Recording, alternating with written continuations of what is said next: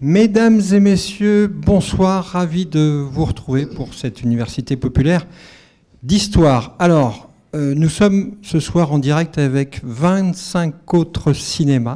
Merci de votre accueil. Alors, nous avons découvert en fait le film que vous allez voir ce soir ou que vous avez déjà vu, je parle en particulier pour les spectatrices et les spectateurs de Pessac. Donc, le film est Inch'Allah, un fils. Et parallèlement donc, à ce film qui nous a beaucoup plu, on savait qu'on voulait le programmer dans le cadre de l'Unipop, nous avons été contactés par René Otaïek, que je vais appeler à me rejoindre. René Otaïek.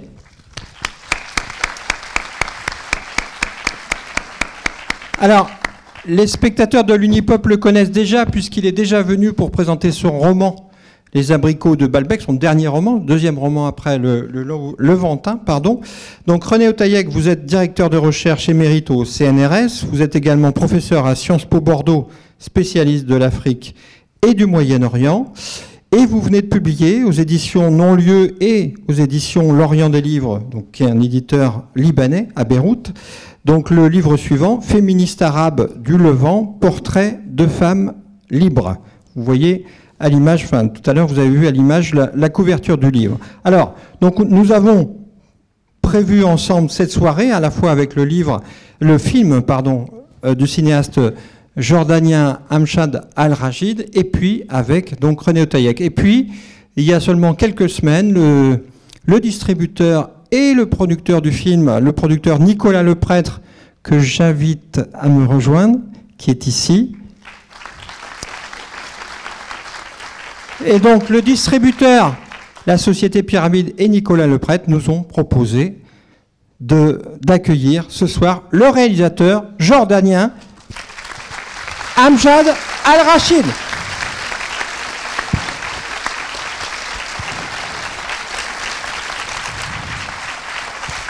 Merci.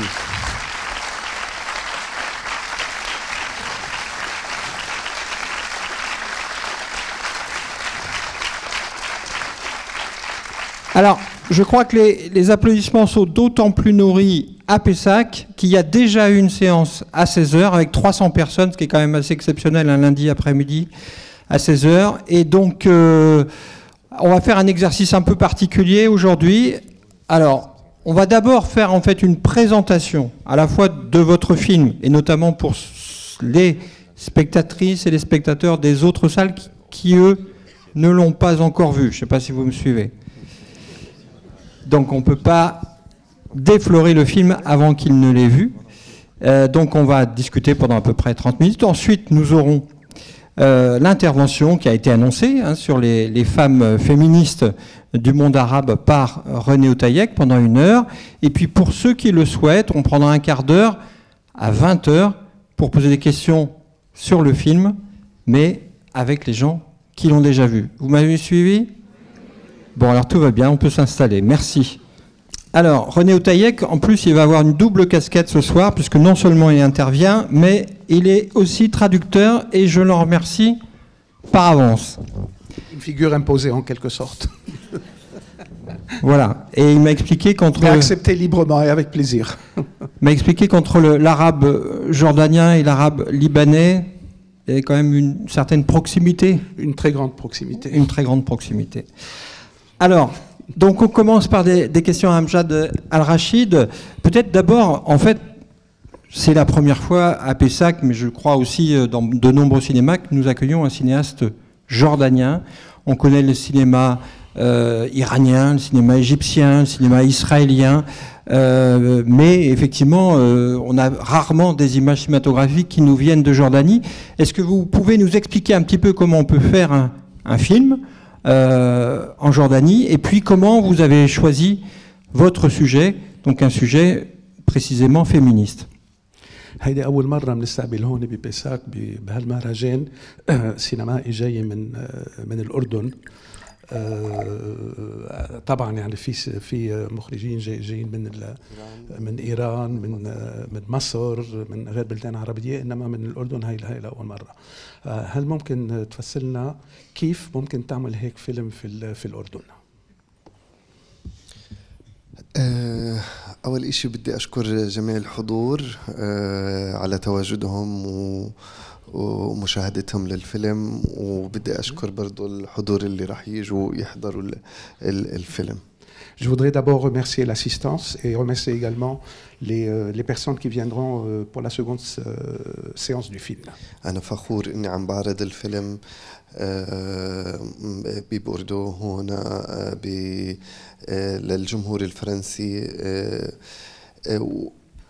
بتحب أكمل أو؟ كمل بعد شوي. Près du micro. أوكي. في الواقع هو الفيلم لحظة لكن je suis fier d'être ici à Bordeaux pour présenter ce film, et je suis fier également d'être en contact avec le public bordelais, Pessaquais, etc. que vous êtes. في الواقع السينما الأردنية هي سينما حديثة نوعا ما، شابة يعني، خلينا نقول إنه هي من تقريبا لها 20 سنة. هاي السينما الأردنية المعاصرة في كم من فيلم بالخمسينات بس يعدوا على الأصابع. فمن 20 سنة بلشت الحركة السينمائية في الأردن، وإحنا تقريبا الجيل الأول. يعني أنا بدي أقول لك إنه في يمكن ما في عدد كبير من الأفلام الأردنية، لكن في إنتاجات مهمة. Le cinéma jordanien est un cinéma jeune. Certes, il y a eu dans les années 50-60 quelques films, mais le véritable essor du cinéma jordanien est récent, une vingtaine d'années. Alors certes, il n'y a pas beaucoup de films, mais ce sont des films généralement importants. لكن مع إنها سينما فتية، لكن إحنا الكرو عنا كرو ممتاز بالوطن العربي، حتى في المنطقة بشكل عام، خصوصا لأفلام هوليوود اللي بتيجي بتصور عنا بالأردن، الأفلام الأوروبية، أفلام عالمية كثير بتيجي بتصور عنا في الأردن. لكن كأفلام أردنية إحنا بين كل 4-5 سنين بيكون عندنا فيلمين 3 يعني، أو فيلمين 3 جيدين بيروحوا على مهرجانات بينالوا إعجاب الجمهور وبيكون لهم واقع. Nous avons des équipes techniques très compétentes en Jordanie. Il y a beaucoup de réalisateurs internationaux qui viennent tourner leurs films en Jordanie, mais en ce qui concerne le cinéma jordanien lui-même, nous produisons à peu près 4-5 films. Nous avons produit 4-5 films ces dernières années, mais encore une fois, ce sont donc des films importants, et c'est un cinéma, ce cinéma jordanien, qui est en train de se développer. Alors, par rapport au sujet du film, qui est le portrait d'une femme vulnérable parce qu'elle devient veuve et elle est quelque part mise en difficulté par sa belle famille, est-ce que pour ce sujet-là, il y a eu, en dehors du contexte que vous venez de décrire, des difficultés particulières? هذا سؤال بالنسبة للفيلم يعني بحد ذاته، وبالنسبة للمرأة بالفيلم يعني بنشوف انه توفى جوزها وصارت بوضع كتير صعب. يعني هل كان في صعوبة لتعمل هيك فيلم في المجتمعات العربية يعني؟ في الواقع الفيلم مدعوم تقريبا بالكامل من العالم العربي. هو إنتاج أردني، سعودي، قطري، مصري وفرنسي.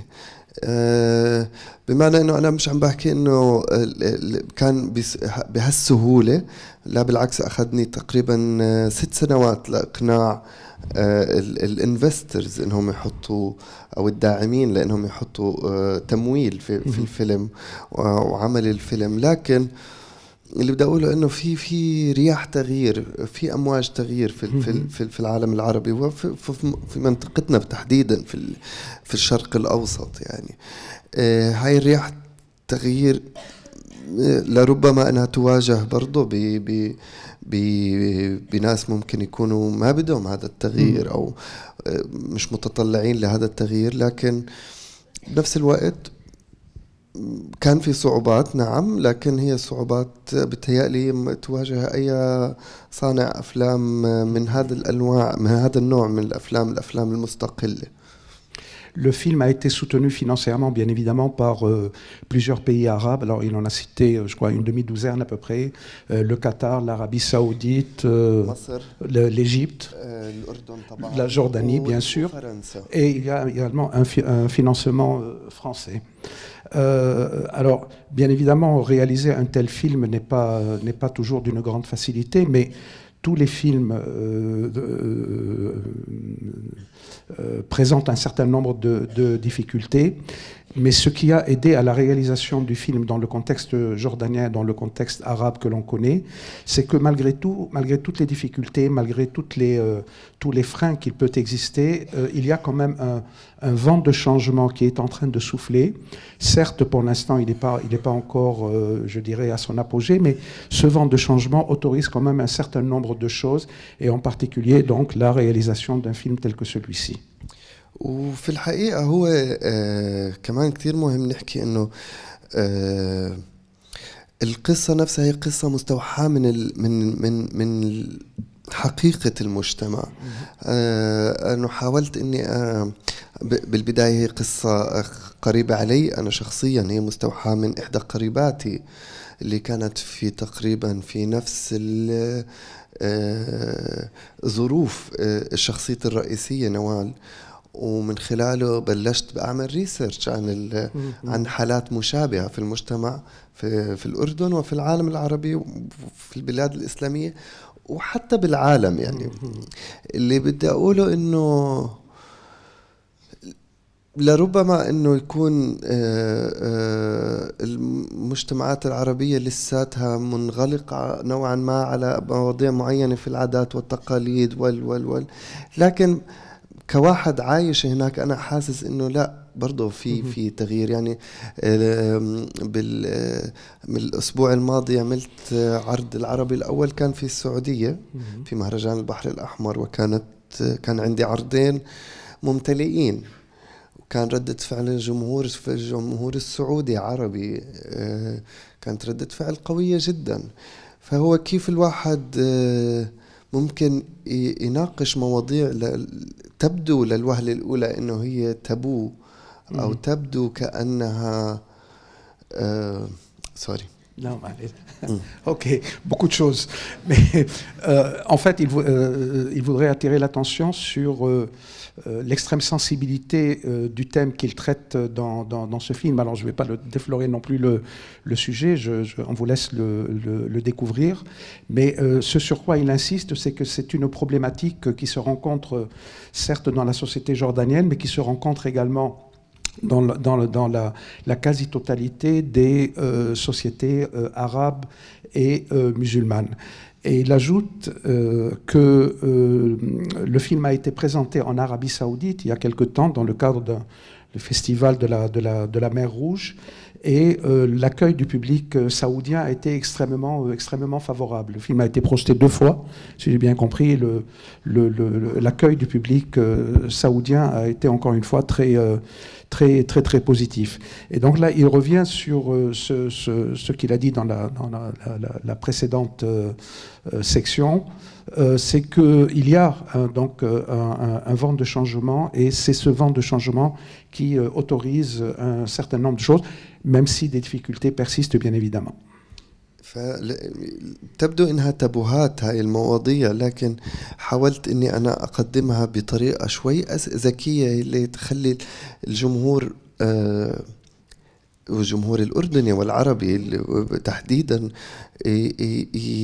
تحسوا على التفكير بما هو سائد خلال سنوات عديدة.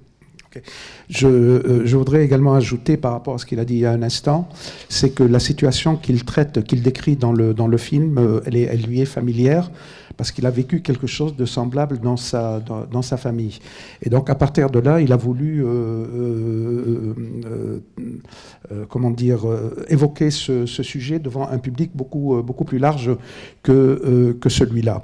Et donc, il dit que même s'il y a des tabous concernant un certain nombre de choses, il n'en est pas moins possible aujourd'hui d'aller à l'encontre de ces tabous.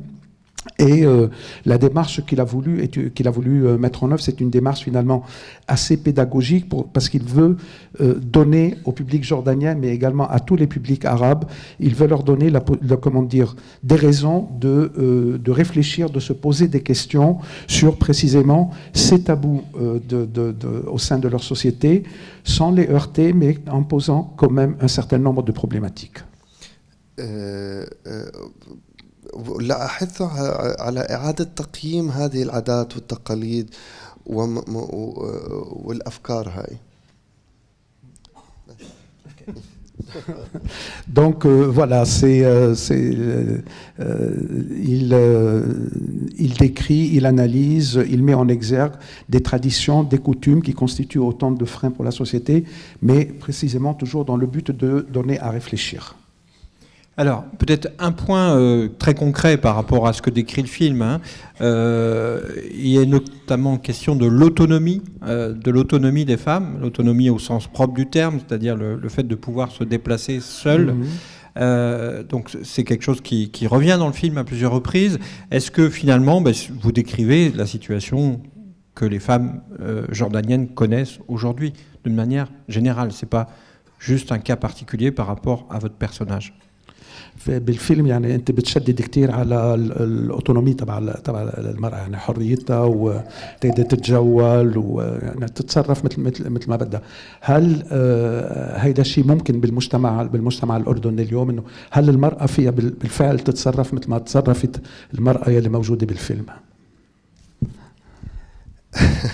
في الواقع هو سؤال مهم، لأنه هو هذا أحد الأسئلة اللي أنا بطرحها من خلال الفيلم، إنه ماذا لو المرأة قررت بمجتمعنا أو بأي مجتمع تقول ببساطة لا لكل هاي القوانين؟ إيش خياراتها وإيش رح تعمل؟ C'est une question effectivement importante parce que j'ai voulu précisément poser cette question et celle de la capacité de la femme à dire non à un certain nombre de contraintes, à un certain nombre de préjugés et donc d'aller à l'encontre de ce que dit la société finalement. اللي بقدر أقول لك إياه إنه أنا رجل تربيت في عائلة مليئة بالنساء، ومنذ صغري هدول النساء كانوا اللي كنت أختلط فيهم من نساء قويات، مكافحات، مناضلات. أعطوني مثال ممتاز للمرأة العربية بشكل عام. J'ai grandi dans une famille où il y avait beaucoup de femmes. J'ai vécu donc au milieu de ces femmes, et c'était toutes des femmes courageuses, des femmes qui luttaient, des femmes qui montraient l'exemple, et donc c'est également ce qui a inspiré la femme, l'héroïne du film. ولما بلشت أعمل برضه بحث عن حالات المشابهة أو بشكل عام بحث إن كان ميداني أو بحث من خلال قراءاتي، من خلال كتبي، هي من خلال الكتب اللي كنت بقرأها اكتشفت إنه المرأة العربية هي مرأة قوية، وفكرة الفيمينيزم هي فكرة موجودة عندنا بتاريخنا. Et quand il a commencé à faire des recherches pour le film, à approfondir ces problématiques-là, il a découvert, il s'est rendu compte que les femmes arabes étaient des femmes qui avaient du pouvoir, que c'était des femmes fortes et qu'elles pouvaient réaliser un certain nombre de choses. يعني إذا بدنا نرجع شوية بالتاريخ، عندنا ملكة تدمر. Et que le féminisme n'est pas inconnu dans nos régions. Pardon. يعني إذا بنرجع بالتاريخ شوي بنروح على ملكة تدمر زنوبيا، ولا ملكة سبأ بلقيس، هذول كلهم بالتاريخ العربي ملكات قدروا يحكموا دول Et il donne l'exemple de quelques femmes qui ont marqué l'histoire de la région du Proche-Orient, et en particulier, il donne l'exemple de la reine Zénobie, donc, qui a régné sur Palmyre. والكثير الكثير يعني هلا صعب انه نرجع نتذكرهم بهالوقت القصير، بس اللي بدي اقوله في الوضع الحالي المرأة العربية أو المرأة الأردنية تحديدا، من خلال البحث اللي عملته من خلال النساء اللي حوالي، هم من بيشعرن أنهم من الحلقة الأضعف في المجتمع، وهذا لسبب القوانين التي لا تدعمهم والمجتمع اللي عم بيحاول يحد من قدراتهم. Il n'en demeure pas moins que les femmes représentent un peu le maillon faible dans les sociétés arabes, du fait en particulier des lois et des règles qui les contraignent, et du fait des contraintes que la société leur impose également. وهذا هو الوضع الحالي للأسف. لكن جوابا على سؤالك، أكيد المرأة الأردنية هي مرأة بتقدر تعمل أي إشي، وهذا إشي موجود زي ما بقولوا بالجينات تبعتنا يعني. Mais il n'en demeure pas moins que la femme jordanienne est en mesure de faire un certain nombre de choses, et c'était pour répondre plus précisément à la question de François Aimé. Alors, est-ce que vous pouvez nous dire un mot de votre actrice principale qui tient le film du début jusqu'à la fin, hein? C'est quand même important de le souligner. الامرأة كشخصية أو الامرأة كممثلة؟ La femme en tant que personnage ou en tant qu'actrice؟ l'actrice منى حوا. منى حوا هي ممثلة فلسطينية، هي واحدة من السيدات اللي أنا فخور إني عملت معهم واشتغلت معهم. L'héroïne du film est une actrice palestinienne, pardon, et il dit qu'il est très fier d'avoir travaillé avec elle sur ce film. موهوبة جدا. أنا شفت أول ما تعرفت على منى تعرفت عليها من خلال شغل سابق لإلها بأحد المسلسلات، شدتني موهبتها. Il l'a connue lors d'un précédent travail qu'il avait fait avec elle, et il avait été très impressionné par sa stature, par sa manière d'être. لكن برضو كان بهمني أتعرف عليها كإنسان مثلها مثل باقي الممثلين اللي اخترتهم للأدوار بالفيلم.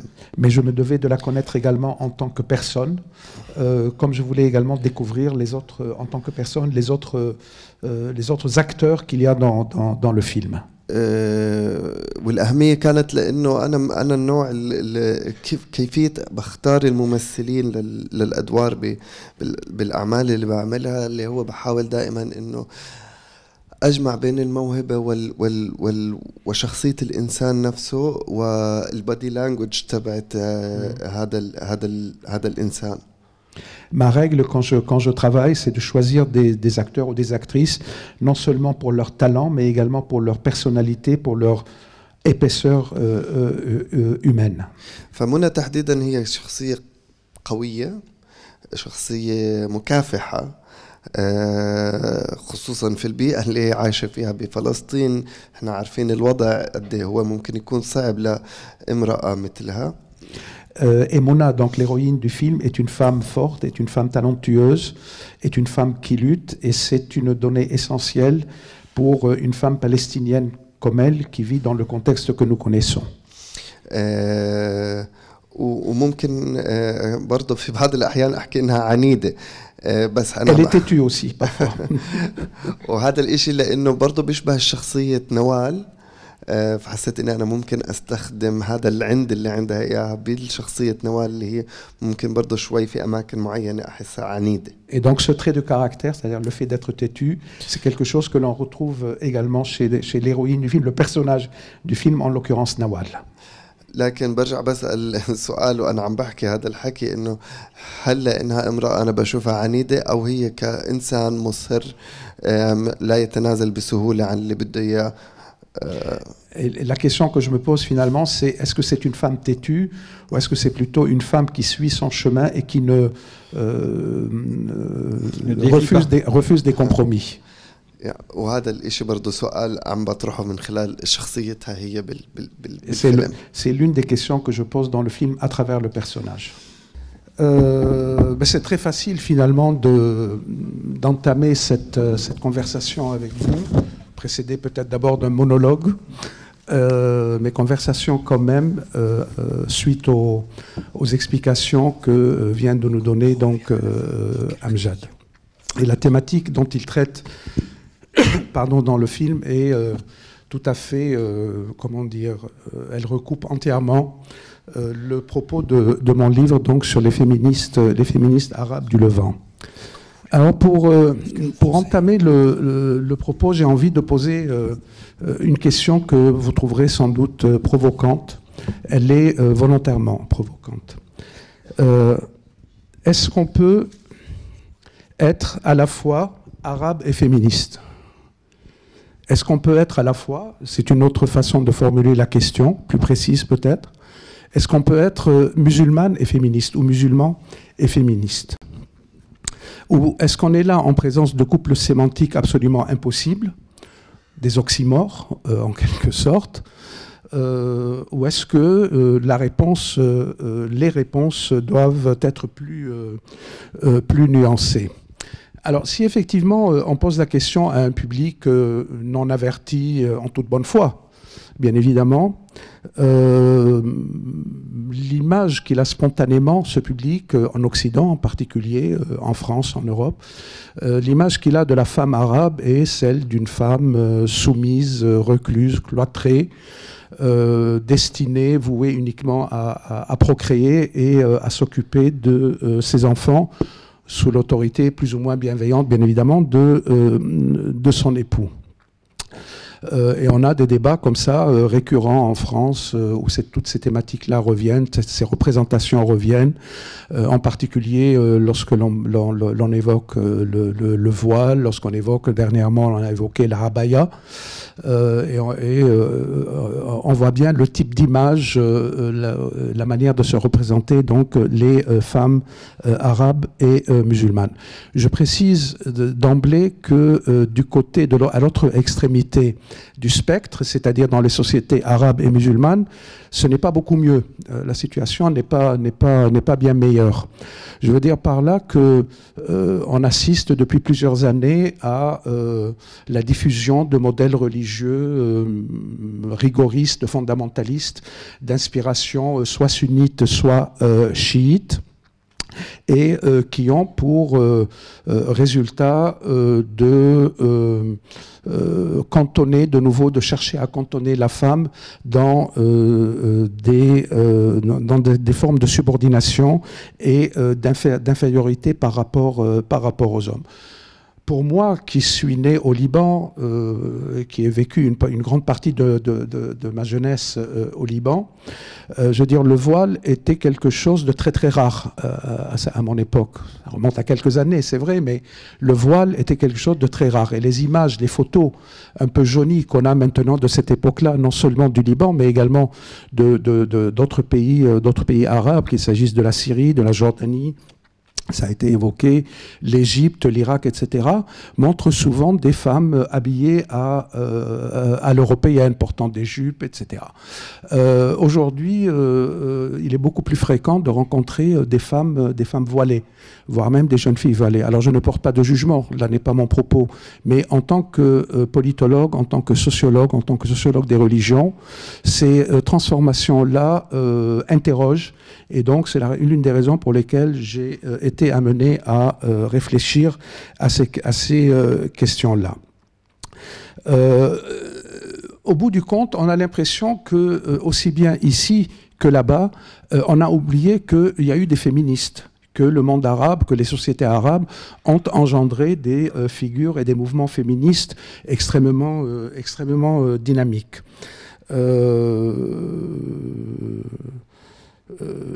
Et donc, j'ai voulu que ce livre soit une réaction contre ce que j'appelle une amnésie collective. Qu'est-ce qui fait qu'on a oublié ? Qu'est-ce qui fait qu'on a oublié qu'il y a eu des féministes, il y a eu des femmes qui se sont battues et qui l'ont fait dans des conditions extrêmement difficiles. Et j'ai choisi d'aller contre cette amnésie, non pas en publiant un ouvrage savant. très franchement, j'aurais été incapable de faire un ouvrage savant sur ce qu'on appelle les études de genre. Je n'ai jamais travaillé, j'ai une longue carrière universitaire, j'ai travaillé sur pas mal de sujets, mais je n'ai jamais travaillé sur les questions de genre. J'ai voulu d'emblée faire un livre grand public parce que précisément, il me semblait tout à fait important de porter à la connaissance de ce public deux ou trois choses que j'avais envie de dire sur ces femmes. Et donc j'ai choisi la formule du portrait. Le livre que voici, donc vous l'avez vu à l'écran, comporte 16 portraits. 16 portraits de femmes, donc 16 biographies, le tout précédé d'une introduction générale. C'est autour de cette question de cette introduction générale que j'articulerai mon propos. Ces femmes sont aussi bien chrétiennes que musulmanes. Il y en a 8 d'un côté et 8 de l'autre. Je n'ai pas fait exprès, je vous rassure. C'est tombé comme ça. Et j'ai choisi également de parler des femmes du Levant. Alors, le Levant, c'est une notion qui est un peu tombée en désuétude maintenant, qui a été remplacée par Proche-Orient. Je tiens personnellement à cette notion de Levant, même si elle est un peu surannée. Parce que pour moi, ce Levant, précisément, le Levant auquel je pense, c'est le Levant du cosmopolitisme. Et je suis très attaché à cette notion de cosmopolitisme autour cette civilisation finalement qu'on a vu se développer sur les pourtours du bassin méditerranéen. 16 femmes, donc, 16 portraits de femmes qui sont libanaises, syriennes, palestiniennes, égyptiennes, irakiennes. 16 femmes qui, chacune, à leur manière, se sont illustrées dans le combat pour les droits des femmes. Certaines l'ont fait par la plume, elles étaient romancières, elles étaient poétesses, certaines l'ont fait dans l'enseignement, d'autres dans le journalisme, souvent. Certaines cumulaient tout ça à la fois. Elles étaient conférencières, elles publiaient des livres, elles publiaient de la prose, de la poésie. Elles étaient dans le journalisme, bref, des femmes aux multiples talents et qui, justement, utilisaient ces outils pour défendre les droits des femmes dans ces sociétés-là. Alors, j'ai évoqué un peu le contexte, je voudrais y revenir. Quel est le contexte historique, finalement, dans lequel ces figures et mouvements féministes ont émergé? Le contexte, c'est celui du Levant, du Proche-Orient, si vous voulez, à partir de la seconde moitié du XIXe siècle. Pourquoi? Parce qu'il se produit à ce moment-là quelque chose qui va marquer assez profondément l'histoire du Proche-Orient, c'est ce qu'on appelle la Nahda. La Nahda est un terme arabe que l'on pourrait traduire par renaissance ou réveil. De quoi s'agit-il? Il s'agit d'une dynamique modernisatrice qui va se manifester en particulier dans le monde de la culture, dans le monde intellectuel, dans le monde du théâtre, de la chanson, de la musique, de la littérature, bien évidemment. Au fond, cette dynamique modernisatrice, c'est ce que l'on pourrait appeler, ce que j'appelle moi en tout cas, un siècle des Lumières arabes. On dit souvent que le monde arabe n'a pas connu son siècle des Lumières. Alors, on n'est pas là en présence d'un siècle au sens strict du terme, mais il n'en demeure pas moins que c'est une période qui s'apparente à bien des égards au siècle des Lumières européen. Et d'ailleurs, les initiateurs, les acteurs de cette Nahda vont beaucoup s'inspirer des Lumières européennes. On traduit beaucoup à cette époque, des ouvrages français, anglais, allemands. On publie également beaucoup. L'imprimerie commence à pénétrer assez rapidement toutes les régions du Proche-Orient. Les universités se développent. Les missions chrétiennes s'installent durablement dans beaucoup de pays de la région, construisent des écoles et forment donc une nouvelle élite intellectuelle et culturelle. Et on a donc un contexte qui est tout à fait favorable, un contexte intellectuel et culturel extrêmement dynamique, extrêmement diversifié et qui va permettre de briser un tabou on en parlait tout à l'heure avec Amjad. Et ce tabou, c'est celui finalement de la condition des femmes. On va pouvoir enfin poser la problématique des droits des femmes, de l'égalité homme-femme dans les sociétés du monde arabe et musulman. Et donc, c'est ce contexte-là qui va permettre que cette question soit posée. Et donc, les femmes, en tout cas un certain nombre de femmes, vont sortir progressivement du silence dans lequel elles étaient cantonnées, et on va donc voir émerger un certain nombre de figures. Beaucoup de celles que j'évoque dans mon livre, c'est-à-dire par exemple, pour prendre un premier cas tout à fait exemplaire, la féministe égyptienne Huda Sha'rawi, qui est considérée par beaucoup, en tout cas par les spécialistes des questions de genre dans le monde arabe, qui est considérée comme la pionnière des pionnières, c'est-à-dire celle qui a véritablement ouvert la voie. Et effectivement, Huda Sha'rawi, donc on est dans les années, fin des années 1800, début des années 1900. Elle est d'une famille que l'on pourrait qualifier d'aristocratique. Elle a reçu une éducation moderne. Dans ces familles, on se piquait souvent également de pratiquer la musique, de jouer d'instruments de musique, le piano, le oud, le fameux luth arabe. On apprenait également le chant. On apprenait les langues étrangères, et en particulier le français, qui était la langue de culture en Égypte à ce moment-là. Et donc, Huda Sha'rawi fait partie de ces femmes éduquées qui va s'illustrer très tôt dans la lutte pour les droits des femmes. Et elle va le faire de manière extrêmement spectaculaire. En tout cas, elle va poser un acte extrêmement spectaculaire. On est en 1923. Elle revient de Rome, où elle a participé au congrès de l'Association internationale des femmes, donc le bateau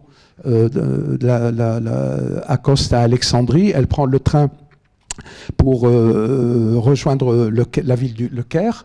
Et donc, en arrivant au Caire, elle prend la décision de se dévoiler publiquement. Et elle sort donc du train, elle descend sur le quai dévoilée. Sont également dévoilés ses camarades de combat qui étaient avec elle au congrès de Rome, et elle est saluée par une formidable ovation de toutes les femmes militantes qui étaient venues l'accueillir donc à la gare du Caire.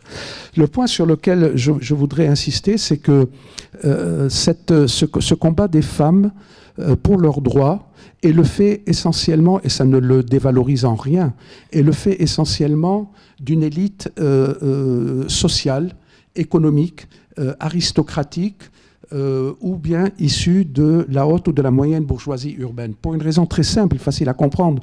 Ce sont ces femmes-là, ces familles-là qui avaient accès à la modernité, qui avaient accès à l'éducation moderne, qui mettaient un point d'honneur à ce que leurs enfants soient éduqués dans les meilleures écoles.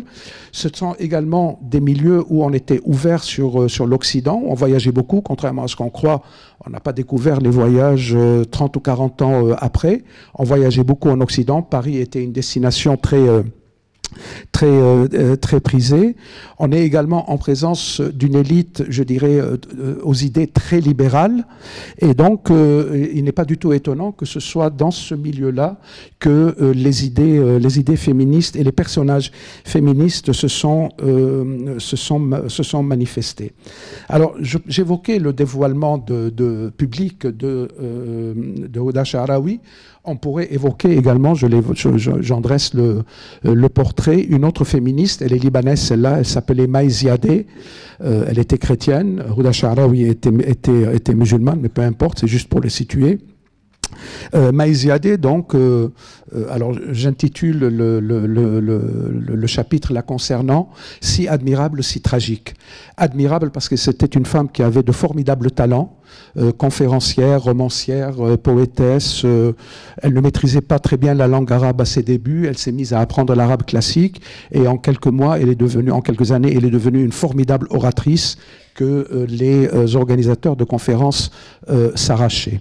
Et donc Maï Ziadeh a joué un rôle tout à fait considérable. Tragique également parce que, et c'est, je dirais également, une des caractéristiques de ces femmes-là, c'est qu'elles ont lutté à la fois contre leur propre société, mais également parfois contre leur propre famille. Hein. Et Maï Ziadeh, donc, elle va perdre dans des conditions que je raconte dans le film, elle va perdre ses parents, elle va perdre également ses amis les plus proches, et donc sa belle famille, c'est un peu l'histoire du film, mais je m'arrête là, et sa belle famille veut mettre la main sur l'héritage paternel. Et donc, elle doit se battre contre ça, mais dans des conditions absolument terrifiantes, puisqu'elle va être internée dans un asile psychiatrique pendant plusieurs mois. Elle subira les traitements les plus abjects, et finalement, elle ne devra sa libération, qu'à l'intervention d'un écrivain libanais qui était très, très connu à l'époque et qui va faire jouer ses relations dans les milieux médicaux et dans les milieux judiciaires afin de la faire libérer. Ça, c'est une autre figure donc, que j'évoque dans le livre. J'évoque également une autre figure un peu particulière. Elle s'appelait Nabawiya Moussa. C'était une égyptienne. Nabawiya Moussa, elle, c'était le refus de toute féminité. C'est-à-dire qu'elle considérait que le combat pour le féminisme passait par l'abolition de toute forme de féminité en ce qui la concerne. Et elle faisait tout pour se rendre laide, parce qu'elle considérait que c'était la seule façon d'éloigner d'elle le regard des hommes qu'elle refusait absolument. Et donc on la voit sur des photos habillée en homme, dans un style très magistère, hein, en costume noir strict, des lunettes cerclées très strictes également, la main dans la poche de son veston, et tenant dans l'autre main un bouquin. Donc tout ça pour souligner son côté professoral et son rejet de toute féminité. Ce qui caractérise également ce mouvement, c'est l'émergence de ce qu'on a appelé le féminisme de salon. Alors qu'est-ce que c'est le féminisme de salon? Ça réfère au fait que beaucoup de ces femmes tenaient également des salons littéraires. Maï Ziadeh, que j'évoquais il y a un instant, alors elle a vécu entre le Liban et l'Égypte, le Caire. Elle a tenu au Caire le salon littéraire quasiment le plus célèbre de son époque. Alors pour ceux qui connaissent un peu la littérature, Madame de Sévigné, les salons littéraires dans la France du 18e, 19e, bref, on est un peu dans cette configuration-là, mais en sachant que la tradition du salon littéraire est également quelque chose de très ancré dans la culture arabe classique, du salon littéraire tenu par des femmes. Et donc il y avait une sorte de réinvention, d'actualisation de ces salons littéraires. Et donc Maï Ziadeh va tenir un salon littéraire au Caire, qui va être fréquenté par tous les noms, les grands noms de la littérature et de la politique, et par toute l'intelligentsia intellectuelle de son époque, et fait assez remarquable par rapport à d'autres salons. Celui de Maï Ziadeh est un salon mixte, au sens où on y trouve à la fois des hommes et des femmes. Ce n'est pas toujours le cas, parce que certaines féministes musulmanes qui tiennent également des salons ne peuvent pas ouvrir ce salon à la mixité, parce que ce serait aller trop à l'encontre d'un certain nombre de normes sociales. Donc c'est la raison pour laquelle on appelle ce féminisme un féminisme de salon, mais ce féminisme va sortir justement des salons à un moment donné et va s'investir dans l'espace public. Alors, lutter pour les droits des femmes, pour l'égalité hommes-femmes, c'est concrètement, qu'est-ce que ça veut dire? Hein, que font-elles? Quels sont les registres d'action qui sont les leurs? Lutter, c'est d'abord aller à l'encontre de tabous.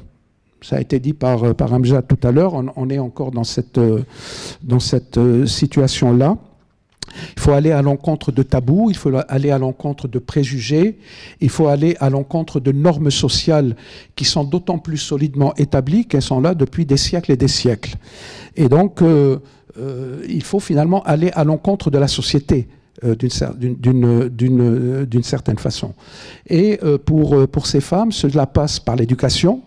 Elles mettent tout un point d'honneur à demander l'éducation, non pas pour elles uniquement, elles l'ont, mais pour l'ensemble des filles, à une époque où l'éducation des filles n'était pas considérée comme quelque chose de prioritaire, voire même était considérée comme quelque chose de malsain. Pourquoi? Parce que la femme devait s'occuper uniquement de son foyer. Et donc, si elle va à l'école, si elle reçoit une éducation, elle aura autre chose dans la tête que s'occuper de son foyer. Et donc, ces femmes se battent pour que l'éducation soit accessible aux filles. Et c'est la raison pour laquelle beaucoup d'entre elles vont s'investir dans l'enseignement. Lutter, c'est également revendiquer l'accès des femmes au travail salarié. Ça aussi, c'était quelque chose d'extrêmement rare. Alors bien sûr, dans les classes populaires, les femmes travaillaient au champ, elles étaient paysannes et donc elles pouvaient faire ce travail-là, mais en revanche, les emplois modernes, dans l'enseignement, dans les services, etc., c'était quelque chose de totalement nouveau. Et donc, ces femmes se battent également pour que les femmes aient le droit de travailler et surtout qu'elles aient le même salaire que les hommes. Hein, ce qui, pour l'époque, était quelque chose de tout à fait révolutionnaire. Lutter, c'est également se poser un certain nombre de questions par rapport au voile. Hein, nous connaissons nos débats ici sur le voile. Alors, dans les 16 portraits, les 8 portraits de femmes, de féministes musulmanes, parce que les chrétiennes ne sont pas concernées par la question du voile. En revanche, pour les musulmanes qui sont dans le livre, le port du voile est une question centrale. Et elles ne sont pas toutes d'accord entre elles sur cette question-là. Il y en a qui plaident pour le dévoilement en public, c'est le cas de Huda Sha'rawi que j'ai évoqué tout à l'heure. Il y en a d'autres, en revanche, qui considèrent que le dévoilement n'est pas une priorité et qui pensent également que se dévoiler pour une femme reviendrait à heurter la société qui reste très conservatrice, à un moment où, au contraire, il faudrait la faire avancer. Mais il n'en demeure pas moins que se dévoiler, c'est une prise de risque, une vraie prise de risque. Et je raconte dans le livre le cas d'une féministe libanaise, Ambara Salam. Ambara, c'est son prénom, ça veut dire ambre en arabe. Et elle se dévoile en 1927. C'est une dame très éduquée, d'une famille de patriciens sunnites libanais, où on insistait beaucoup sur l'éducation des filles. Elle est donc invitée, Ambara, en 1927, à donner une conférence, plutôt à assister à une conférence à l'université américaine de Beyrouth. Elle y va donc, et c'est là qu'elle décide d'enlever son voile. On est en 1927, elle se fait conspuer par la salle, elle est menacée. À l'époque, il n'était pas rare qu'une femme qui s'est dévoilée soit agressée en pleine rue et qu'on lui balance au visage de l'acide pour la punir justement de son audace. Et donc Ambara, elle se dévoile malgré tout.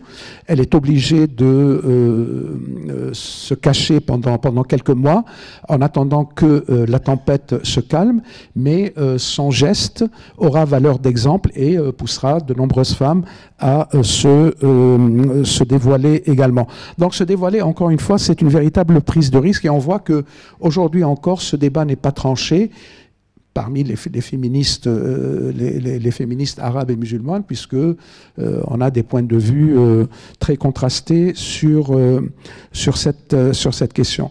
Lutter pour les droits des femmes, c'est également rejeter la polygamie. hein, ou à tout le moins revendiquer son application coranique stricte, c'est-à-dire la limitation du nombre de femmes légales à 4, ainsi que le dit le Coran. Mais il y en a beaucoup également qui rejettent purement et simplement la polygamie, qui rejettent également le mariage des enfants, le mariage jeune. Hein. Et s'attaquer à cette problématique-là, c'est mettre en cause directement le patriarcat, c'est mettre directement en cause le pouvoir masculin. Hein. Et c'est la raison peut-être aussi pour laquelle beaucoup de ces femmes font le choix de ne pas se marier, de rester célibataires, a fortiori de ne pas avoir d'enfants. Toutes ne restent pas célibataires, certaines, j'en parle dans le livre, assument avec beaucoup de maîtrise à la fois leur rôle d'épouse, de mère et de militante féministe. Donc on a des situations extrêmement contrastées à cet égard, mais en tout cas il y a une chose qui est commune à toutes ces femmes, c'est le rejet de la polygamie. Le rejet net de la polygamie. Toujours à propos de contexte, on évolue un peu dans le temps.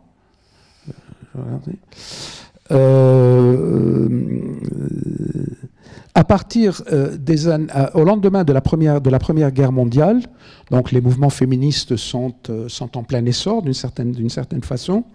Le Proche-Orient, on ne le sait pas toujours, a été un des théâtres de la guerre, de la Grande Guerre, puisque l'armée ottomane, l'Empire ottoman était allié de l'Allemagne et qu'à ce titre, il a participé à la première guerre mondiale contre les troupes britanniques qui se trouvaient au Proche-Orient et en particulier en Égypte.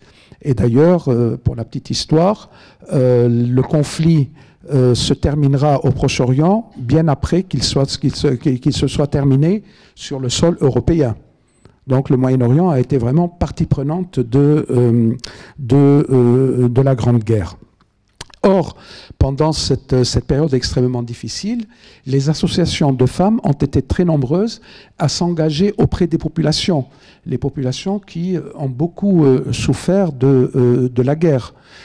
Pour donner quelques exemples. Alors bien évidemment, le premier exemple qui vient à l'esprit, c'est le génocide arménien en 1915. Donc plus d'un million d'Arméniens massacrés, jetés sur les chemins de l'exil et qui vont trouver refuge au Liban, en Syrie, en Égypte, etc. etc.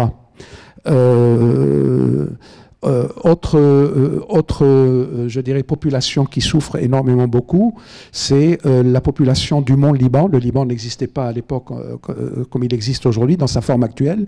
Et donc, la population du Mont Liban va être soumise à une stricte famine de la part de l'administration ottomane. Et cela va se solder par la mort de 200 000 personnes sur une population qui, à l'époque, n'excédait pas 500 000 personnes. Donc, vous voyez, on n'est pas tout à fait à 50%, mais pas loin. Donc, les populations du Proche-Orient vont beaucoup souffrir du conflit, de la guerre.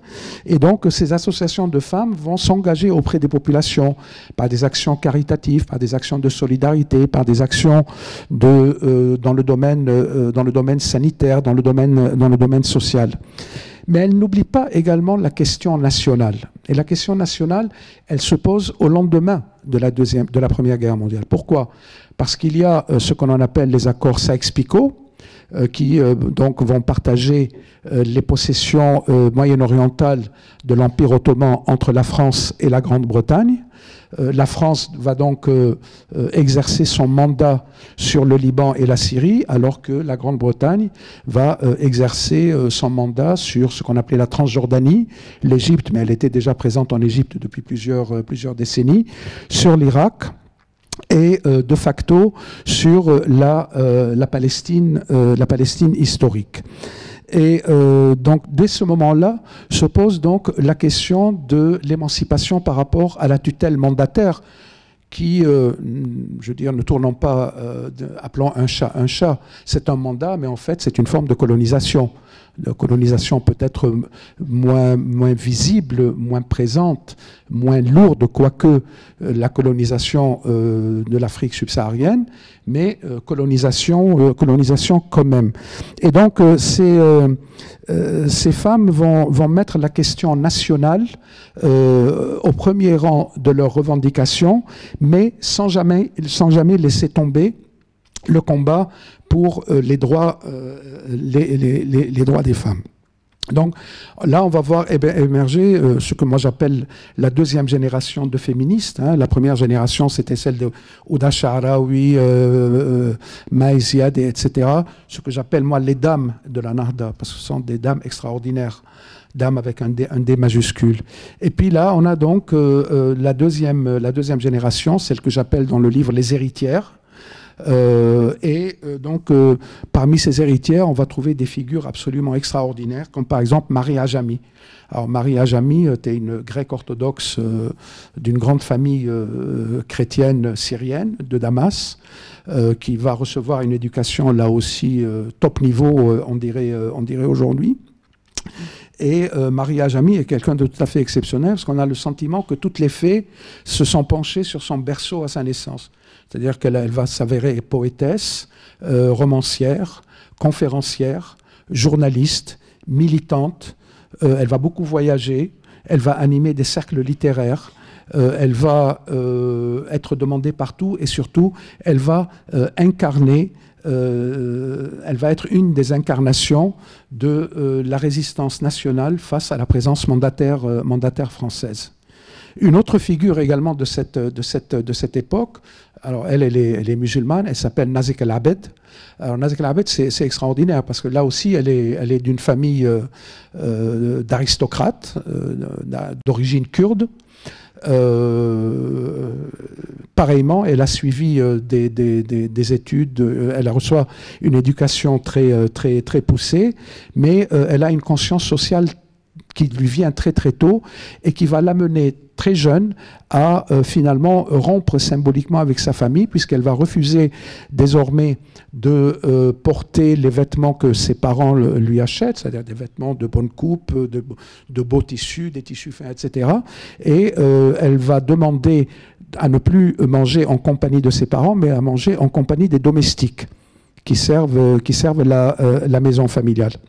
Et elle va s'engager dans la lutte contre le mandat français, à telle enseigne que lorsque, peu après la mise en place du mandat français sur la Syrie, se produit la bataille de Maïsaloun. Alors Maïsaloun est un village qui est situé à quelques kilomètres de Damas et qui est le théâtre d'un affrontement entre les troupes syriennes, du prince Faisal. Alors, je ne vais pas entrer dans les détails, ça nous mènerait un peu trop loin, mais le théâtre donc d'une bataille entre les troupes arabes du prince Faisal et les troupes françaises du général Gouraud. Alors bien évidemment, qui est le haut-commissaire français pour la Syrie et le Liban. Alors bien évidemment, le combat est totalement disproportionné. La victoire de Gouraud est incontestable, presque trop facile, mais c'est là que va s'illustrer donc Nazik El-Abed, puisqu'elle va défiler avant la bataille, elle va défiler dans les rues de Damas avec le fusil en bandoulière. Elle ira à la bataille, alors elle fait partie du corps des infirmières, elle survivra à la bataille, elle reviendra à Damas, et c'est là que le prince Faisal, qui est encore régent à Damas pour quelque temps, pas beaucoup de temps, va la nommer général, mais général symbolique de son armée. Et donc, c'est une féministe que je dis être en uniforme de général. Elle va beaucoup lutter également pour les droits des femmes. Elle va s'engager dans des mouvements associatifs, elle va s'engager dans des organisations nationales et régionales qui militent pour les droits des femmes. Donc on voit bien que toute cette évolution-là, on voit bien comment elle se développe, comment elle se ramifie, elle se consolide, elle se diversifie également, et comment elle arrive à un moment donné à articuler à la fois défense des droits des femmes, défense de l'égalité homme-femme, mais également défense des droits nationaux. Lutte pour l'indépendance nationale. Et ce thème-là va être en particulier porté par les féministes palestiniennes. J'en ai deux dans mon livre. Alors, il y a la grande poétesse palestinienne, celle que Mahmoud Darwish, le grand poète palestinien, appelait la plus grande poétesse de Palestine, c'est-à-dire Fadwa Toukan. Fadwa Toukan était palestinienne de Naplouse, en Cisjordanie occupée. C'est là qu'elle est née, c'est là qu'elle a vécu, c'est là qu'elle est morte également. C'était une femme extrêmement cultivée, qui a toujours vécu dans la simplicité et qui a lutté pour les droits des femmes. Et l'histoire raconte que le général Moshe Dayan, vous avez sans doute entendu parler, un des artisans de la victoire israélienne lors de la guerre des 6 jours en 1967, le général Dayan va demander à rencontrer Fadwa Toukan. Et Fadwa Toukan accepte l'invitation. Donc elle le rencontre dans son quartier général. L'histoire ne dit pas de quoi il parle, qu'est-ce qu'ils se racontent l'un et l'autre. Mais on peut faire confiance à Fadwa Toukan pour dire ce qu'elle pense en toutes circonstances. Et d'ailleurs, à l'issue de quelques jours après la rencontre, Moshe Dayan dira étonnamment lire un poème de Fadwa Toukan, c'est comme affronter 20 commandos ennemis. Donc ça situe véritablement, je dirais, l'aura et la force de cette femme. Et puis enfin, dernière figure, dernier portrait dans le livre, c'est la seule qui est aujourd'hui encore en vie. Les 15 autres sont malheureusement ne sont plus de ce monde, même si leurs écrits restent. La dernière est précisément une cinéaste palestinienne. C'est Maï Masri. Alors Maï Masri, elle est d'une famille américano-palestinienne ou palestino-américaine, comme on voudra. Et elle est l'auteure d'un certain nombre de films traitant de la condition des femmes. Et elle explique que pour elle, la caméra a pour but de montrer l'humanité des femmes palestiniennes. Et elle le fait en particulier à travers un film qui s'appelle 3000 nuits et qui raconte l'accouchement d'une prisonnière palestinienne menottée, parce qu'on accouche menotté, les femmes accouchent menottées. Donc elle est menottée pour accoucher. Et donc Maï Masri raconte dans 3000 nuits l'histoire de cette femme qui lui est inspirée par une histoire véridique. Donc voilà, si vous voulez, un peu un survol de la manière dont j'ai voulu parler de ces femmes, de ces mouvements. Ce que je voudrais dire, c'est que quand on observe les choses sur la durée, on est quasiment sur 2 siècles de lutte ininterrompue. 2 siècles de lutte des femmes, 2 siècles de lutte ininterrompue. Est-ce qu'on a conscience ici et là-bas? Est-ce qu'on a conscience ici et là-bas qu'effectivement, les femmes luttent depuis 2 siècles quasiment dans le monde arabe et au-delà pour l'égalité des droits, pour leur liberté. C'est une histoire riche. Beaucoup de choses ont été écrites là-dessus. Beaucoup de choses sont encore à écrire.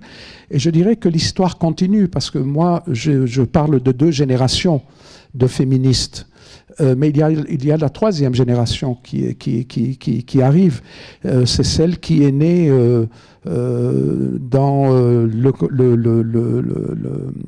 comment dire, l'effervescence de ce que l'on a appelé les printemps arabes. Et vous vous souvenez sans doute que dans les images que nous avons vues de ces manifestations, que ce soit en Tunisie, au Maroc, en Égypte, en Libye et ailleurs, il y avait souvent des filles, des jeunes filles, très jeunes, voilées ou non voilées. Et ce sont ces femmes-là qui incarne, à mon sens, la troisième génération de féministes arabes. Et donc, le combat continue quelque part. Voilà, je vous remercie.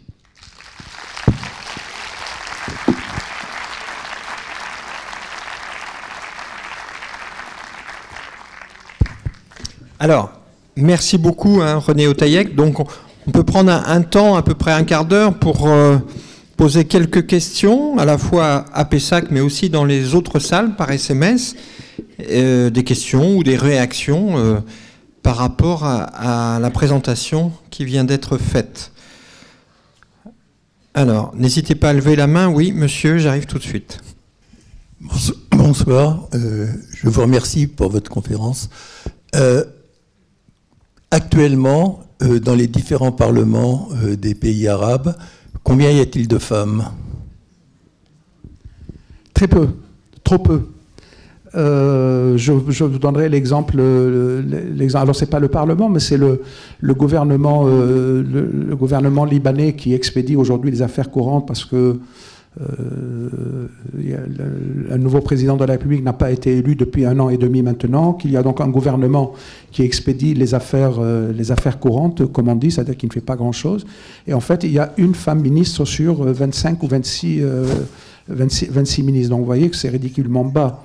Et d'ailleurs, j'avais, de manière un peu ironique, fait un commentaire dans un journal au moment de la formation de ce gouvernement-là, dans lequel je disais que le gouvernement des talibans ne comportait aucune femme, et que le gouvernement libanais comportait une femme, et qu'on avait donc fait beaucoup mieux que les talibans. Donc, vous voyez, mais la situation... Alors, les choses sont contrastées selon les pays. Si vous prenez un pays comme la Tunisie, par exemple, alors je n'ai pas le nombre exact de femmes à l'Assemblée tunisienne, il y en a un certain nombre, malgré tout. Sans doute pas assez au regard de leur poids démographique dans la société. Idem en ce qui concerne l'Égypte ou en ce qui concerne la Syrie. Mais bien évidemment, encore une fois, on est encore très loin du compte et on est très loin d'une véritable représentation digne de ce nom des femmes, à la fois dans les assemblées représentatives, mais également dans les exécutifs, c'est-à-dire les gouvernements. Alors, par rapport aux femmes féministes que vous avez évoquées, est-ce que certaines d'entre elles ont pu, dans leur pays, dans leur ville, ont pu faire avancer certains droits? Alors, oui, tout à fait. Alors, justement, je dis dans le livre, dans l'introduction, que certaines parmi ces femmes se sont tenues à l'écart des institutions. Si on prend par exemple le cas de Fadwa Toukan, que j'évoquais tout à l'heure, la palestinienne, elle n'a jamais joué aucun rôle institutionnel. Hein, ses instruments de lutte, c'était ses poèmes. Mais en revanche, il y en a d'autres qui se sont engagés résolument dans les institutions afin de faire avancer les choses. Et je brosse en particulier le portrait d'une juriste libanaise qui s'appelait Laure Moghaïzel, qui était une juriste de haut vol, et qui a fait aboutir pas moins d'une dizaine de lois favorables aux femmes grâce à son activisme et aux pressions qu'elle exerçait. Elle a également amené les Talibanais à ratifier un certain nombre de conventions internationales relatives aux femmes et qui protégeaient donc les statuts des femmes. Alors, une question qui vient d'une autre salle. Pourquoi est-on passé de cette période où les femmes étaient très peu voilées à aujourd'hui? Donc, grande question. Oui, ça mériterait une conférence. Écoutez, je crois qu'il y a tout un ensemble de facteurs. On peut pas en incriminer un seul. D'abord, comme je l'ai dit, on assiste depuis la révolution islamique en Iran en 1979 à une diffusion très large de modèles religieux. Alors là, on est en présence d'un modèle religieux chiite, mais il y a également les modèles religieux d'inspiration sunnite, tels que véhiculés soit par les frères musulmans, soit par les salafistes, soit par l'idéologie wahhabite, qui est donc l'idéologie officielle de l'Arabie saoudite. Mais si ces modèles religieux se sont diffusés avec l'ampleur que l'on leur connaît aujourd'hui, c'est également parce qu'il y a eu un autre phénomène concomitant, qui est celui de l'évanescence des idéologies séculières. C'est-à-dire qu'à un moment donné, que ce soit en Égypte, en Syrie, en Irak, on avait des idéologies dont on pouvait penser ce que l'on voulait, mais qui se voulaient laïques. Hein? Alors il y avait des idéologies inspirées du marxisme, d'autres se rattachant plutôt au nationalisme arabe, au panarabisme. Et donc ces idéologies aujourd'hui ont quasi totalement disparu. Et avec la disparition de ces idéologies séculières, il y a un boulevard qui s'est ouvert devant les idéologies islamistes qui ont pu donc se diffuser avec l'efficacité que l'on sait. Ajoutons à cela que si on prend un cas comme l'Égypte, par exemple, du temps du président Sadat, Sadat a délibérément favorisé les frères musulmans lorsqu'il est arrivé au pouvoir pour contrer l'influence des marxistes et des nationalistes arabes. Parce qu'il voulait asseoir sa légitimité, il voulait asseoir son pouvoir. Et donc il fallait qu'il muselle son opposition de gauche et nationaliste. Mais quand on joue avec le feu, ou plutôt quand on dîne avec le diable, comme on dit, il faut avoir une très très longue cuillère. Alors, une question ici, madame. Oui, merci. Merci beaucoup pour cette présentation, enfin ce tableau sur 2 siècles de lutte féministe, même si ces femmes étaient des femmes de milieu aristocratique, etc. Mais c'est vraiment quelque chose que sans doute beaucoup ignorent. En tout cas, moi, très modestement, j'ai appris énormément de choses et j'aimerais bien pouvoir, je ne sais pas si vous le vendez à la sortie, comme ça a lieu, mais j'aimerais bien pouvoir acheter votre livre. Mais ce que ma question... Il n'y a de bonne publicité que celle que l'on se fait. Si, je dédicace tout à l'heure. Ah ben très bien, j'en suis ravie. Alors non, la question que je voulais poser... vous dites que vous avez fait un livre grand public, mais c'est un livre d'universitaire qui a creusé, qui est allé chercher ces traces. Et la question qui me préoccupe par rapport à ces 2 siècles et à ces différentes étapes, à ces personnalités marquantes, etc., est-ce que aujourd'hui, celle que vous qualifiez comme étant la 3e génération, l'émergence actuelle, même si les printemps arabes sont devenus un peu hivernaux, mais est-ce qu'il y a des femmes aujourd'hui qui ont en tête l'héritage de toutes ces femmes du passé et de ces 2 siècles? Est-ce que ces pionnières sont une référence pour une nouvelle génération? Merci. Ça, c'est une question vraiment centrale de mon point de vue. Spontanément, je vous dirais oui. Et ce qui me pousse à vous répondre par l'affirmative, c'est que en faisant mes recherches, parce que bien évidemment, je ne connaissais pas grand-chose au sujet avant de m'y attaquer moi-même. Donc en faisant mes recherches, d'abord j'ai découvert la très grande diversité, le foisonnement de sites féministes, militants, académiques, universitaires, grand public, pas grand public, etc. Et ça a été pour moi une source documentaire cruciale. de première importance. Et ça m'a permis de découvrir également que tous ces sites, qui sont des sites tout à fait contemporains, animés par des militantes ou des universitaires ou des personnalités voilà, qui sont nos contemporaines aujourd'hui, qui vivent, etc., combien elles étaient attentive à toujours rappeler l'héritage de ces femmes qui ont frayé le chemin d'une certaine manière. Et donc oui, leur héritage, il est toujours présent. Et il est d'autant plus présent que les choses pour lesquelles elles se sont battues, elles sont encore d'actualité aujourd'hui. C'est-à-dire que la question de l'accès des filles à l'éducation, c'est encore une question qui se pose aujourd'hui. Aujourd'hui. L'accès des femmes au travail à salaire égal est une question qui se pose aujourd'hui. Le port du voile ou non est une question qui se pose encore aujourd'hui.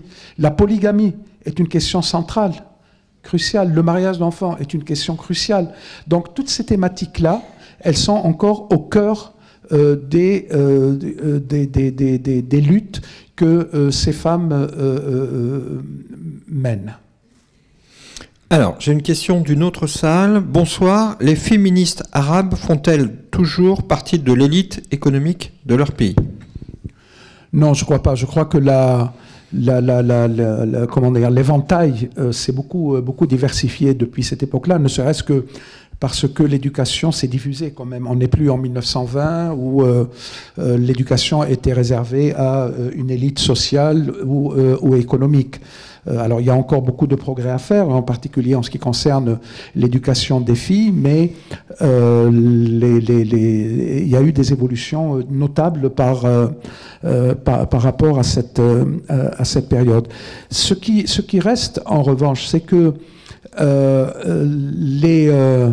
les problématiques qui sont posées se posent encore aujourd'hui. C'est-à-dire ce n'est pas parce qu'il y a eu un accès à l'éducation ou que le profil des féministes a changé que les problèmes ont été résolus d'un seul coup. On est encore, je veux dire, comme je l'ai dit, la lutte continue d'une certaine façon et d'une façon certaine.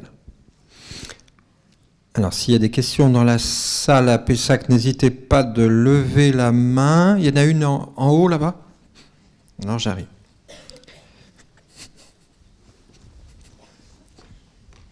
C'est vous, monsieur?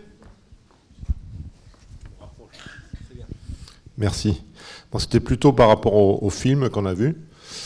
Je trouvais que le film n'était pas flatteur pour les hommes jordaniens.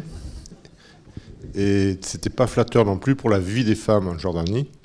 Et donc pas flatteur du tout pour la société jordanienne.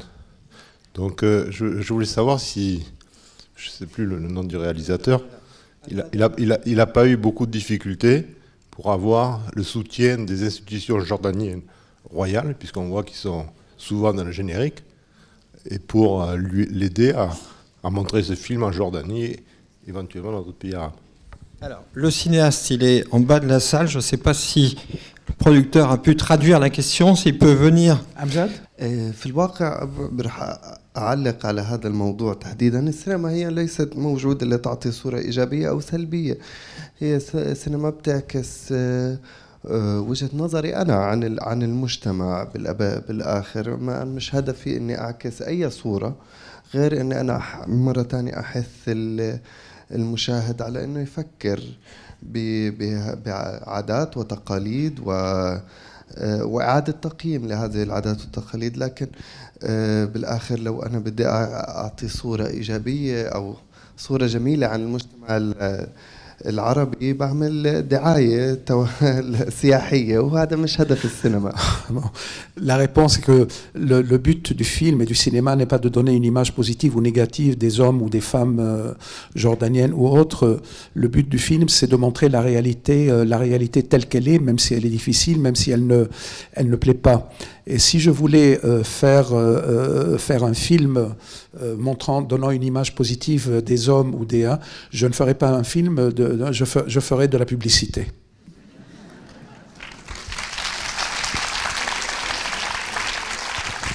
Alors, j'ai une question d'une autre salle qui... C'était pas la question. Alors, si, c'était une partie de la question quand même. Alors, j'ai d'autres questions des autres salles. qui peut être posée à la fois à René Otaïek, mais aussi à Amjad Al-Rachid. Bonsoir. Est-ce que les hommes, alors que ce soit en Jordanie ou dans d'autres pays du Proche-Orient, soutiennent le combat des femmes?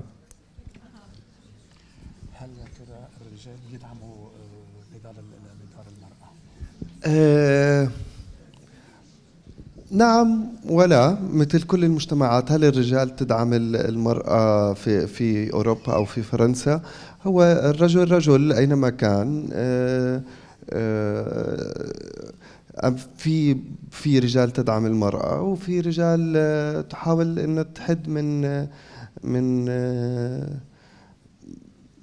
عمل المرأة وأنه تكون عنصر فعال في المجتمع، لكن هذا الإشي لا يقتصر على الرجل العربي على ما أعتقد، هي على الرجل بشكل عام. Là aussi, la situation est contrastée, c'est-à-dire qu'il y a des hommes qui appuient la lutte des femmes, et il y en a d'autres qui ne le font pas. Mais, ajoute-t-il, ce n'est pas une situation spécifique au monde arabe, c'est quelque chose que l'on retrouve sans doute un peu partout. Un peu partout. Alors, j'ajouterais, puisque la question nous était posée à tous les deux, je montre dans le livre, dans l'introduction générale, comment un certain nombre de personnages, des hommes attachés aux droits des femmes, ont été également des précurseurs. Et il y en a un en particulier dont l'histoire du féminisme a retenu le nom, c'était un Égyptien du nom de Qasim El-Amin, et qui publie au tout début, à la fin du 19e siècle et au début du 20e, 2 ouvrages coup sur coup traitant de la libération des femmes. Et ce sont 2 ouvrages qui vont inspirer toute la génération des dames de la Nahda qui vont venir après. Et Amin va ouvrir véritablement des voies et va être un de ceux qui vont poser le débat, la question des droits des femmes dans le débat public. Malheureusement, bien évidemment, ils ne sont pas trop nombreux. Ouais. Alors, je crois que Amjad voulait compléter sa réponse, il me semble. في الواقع كمان بدي أعطف على اللي عم بحكي اللي هو صحيح الفيلم يناقش موضوع أو قانون بخص مجتمعاتنا في الأردن وفي الوطن العربي وفي العالم الإسلامي، لكن هو بيعكس قضايا أخرى في الغرب. أنا بوجهة نظري لما بلشت أعرض فكرة الفيلم وهلأ بالعروض اللي أغلبها في العالم الغربي كانت، لقيت إنه كثير من السيدات بيجوا بيحكوا لي شكرا على إنك عملت هذا الفيلم، مش لأنه فقط حسوا بقضية بالمجتمعات الغربية، لا، لأنهم قدروا يتصلوا بواقع، قدرت هاي القصة تعكس واقعهم circumstances مختلفة لربما، لكن دائما كان في صلة إنه هذه القصة بتشبهني بس بمعاناتي، لكن بcircumstances مختلفة من العالم الغربي. هو في الواقع أنا بشوف نضال المرأة هو نضال لازم يكون متكامل من جميع أنحاء العالم، لأنه just one second أنا أؤمن إنه لا يمكن إنه أحد منا يقول إنه هو حر إذا لم نكن أحرار جميعا. Alors, il est vrai que mon film traite de situations jordaniennes, arabes, musulmanes en général, mais c'est un film qui a également une résonance dans les sociétés et pour les sociétés occidentales. Et il ajoute que lors de la projection du film, il y a des femmes européennes qui sont venues le voir en lui disant que finalement les problématiques qu'il traite dans ce livre, elles ont également une résonance en elles. Ce sont des situations qu'elles vivent également, même si elles les vivent, je dirais, dans des circonstances qui sont différentes. Mais au fond, ce film raconte une histoire universelle. Et il termine en disant que je ne peux pas être libre si nous ne sommes pas tous libres. Tous et toutes. One more thing, I just want to add one more thing, sorry. Like, for example, I'm asking this question, I'm not an expert of women struggle in Europe, لكن عم بحكي بالإنجليزي لكن أنا بعرف إنه الرواتب غير متساوية بين الرجل والمرأة على سبيل المثال، وأنا بوجهة نظري إنه المرأة الأوروبية لازم تكمل القتال عشان لتنال كل حقوقها بالكامل. Je ne suis pas un spécialiste des questions de genre dans les sociétés européennes, occidentales, mais je crois qu'il y a également dans ces sociétés-là des différences de statut, de rôle entre les hommes et les femmes. Et je pense que les femmes européennes doivent également continuer leur combat pour l'égalité. Alors, l'heure tourne. Alors, une dernière question pour Amjad Al-Rachid. Votre film est sorti en Jordanie. Vous pouvez nous parler de l'accueil que le film a reçu dans votre pays? أظن الفيلم طلع بالأردن. في الواقع لسه ما طلع في الأردن، لكن كنا عم ننتظر العرض العربي الأول اللي كان بالسعودية الأسبوع الماضي. إن شاء الله من السنة الجاي راح يبلش ينزل في صالات العرض بالأردن. لكن عملنا عروض صغيرة لمدة 7 أيام في الأردن، وكانت ردة فعل من نساء ورجال من مختلف الباك جراوندز، كانت ردة الفعل كتير منيحة. Alors, le film n'est pas encore sorti en Jordanie. Les premières sorties sont celles qui ont été évoquées donc, dans le cadre du Festival de la mer Rouge en Arabie Saoudite. Mais en revanche, le film est sorti, alors si j'ai bien compris, dans des comités, dans des publics limités en Jordanie. L'accueil a été extrêmement favorable, extrêmement positif. Mais bien évidemment, il attend avec impatience la sortie dans le courant de l'année prochaine. Bien, un grand merci à tous les deux, donc à René Otaïek et Amjad Al-Rachid. Merci également au producteur Nicolas Leprêtre.